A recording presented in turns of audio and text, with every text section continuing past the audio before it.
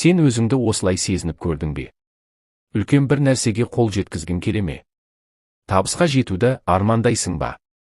Жақсы өмірді елестетесің бе? Бірақ әрекет ету уақыты келгенде кейінге қалдырасың да, ертең дейсің, егер сен бір кездері арманы биік, бірақ жалқау болған адам болсаң, бұл оқиға саған арналады. Ол сенің өмірге деген көзқарасыңды түбегейлі өзгертуі мүмкін. Бір кезде жасыл егістіктер мен биік ағаштар қоршаған шағын ауылда Амир есімді жас жігіт өмір сүрді. Амир 25 жаста еді. Ол күшті, дені сау және армандарға толы болатын. Көбіне ол достарына бір күні мен ауылдағы ең бай фермер боламын. Егістігім алтын өнімге толып жарқырайды. Адамдар менен кеңес сұрайтын болады, мені бәрі құрметтейді деп айтатын, ауылдағы бәрі оның армандарына тәнті болатын. Бірақ бір мәселе бар еді, Амир жалқау еді. Таң атқанда басқа фермерлер егістікке кетіп жатқанда, Амир төсекте жататын. Ер адамдар күннің астында жұмыс істеп жатқанда, ол көлеңкеде отырып армандары туралы айтатын. Әйелдер құдықтан су тасып жүргенде, ол кейін істеймін дейтін. Оның үлкен жоспарлары көп, бірақ әрекеті мүлде жоқ еді.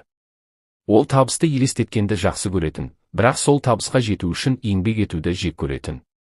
Бір күні кешке оған нағашысы, қарт әрі дана фермер келді. Ол Амирдің бос жатқан егістігіне қарады. Жер құнарлы болса да, онда ештеңе өспеген еді. Ол: Амир, балам, неге сенің жерің бос жатыр? Сен алтын өнім туралы айтасың, ал мен тек құрғақ топырақты көремін деді. Амир күліп жіберді: уайымдамаңыз, нағашы.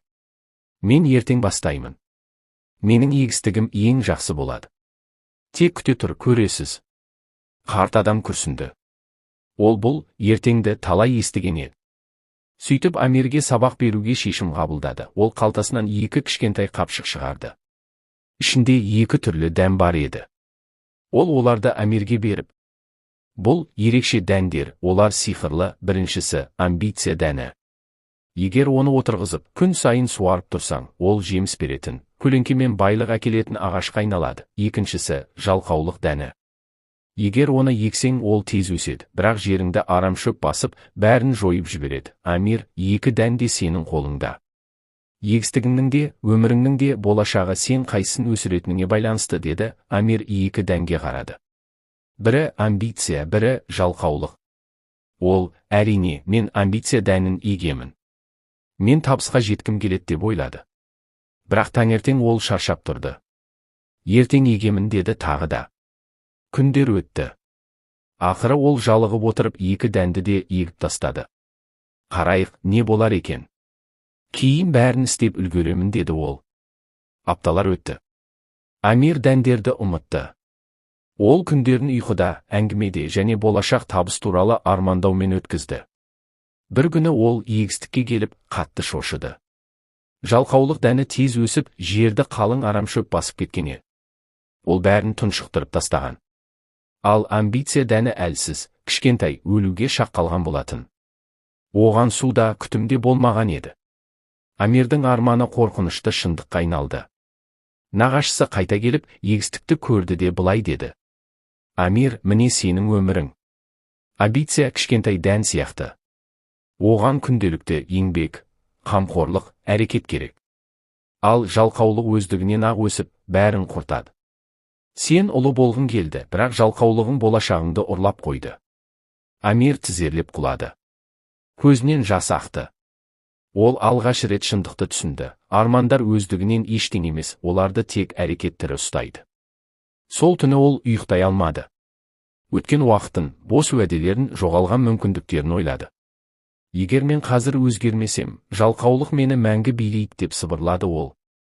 Келесі таңертең, күн шықпай тұрып, Амир оянды. Ол арамшөптерді өз қолымен жұла бастады. Бұл ауыр болды. Арқасы ауырды, қолы тілді, бірақ ол тоқтамады. Ол амбиция дәнін күн сайын суарды. Біртіндеп ол өсе бастады.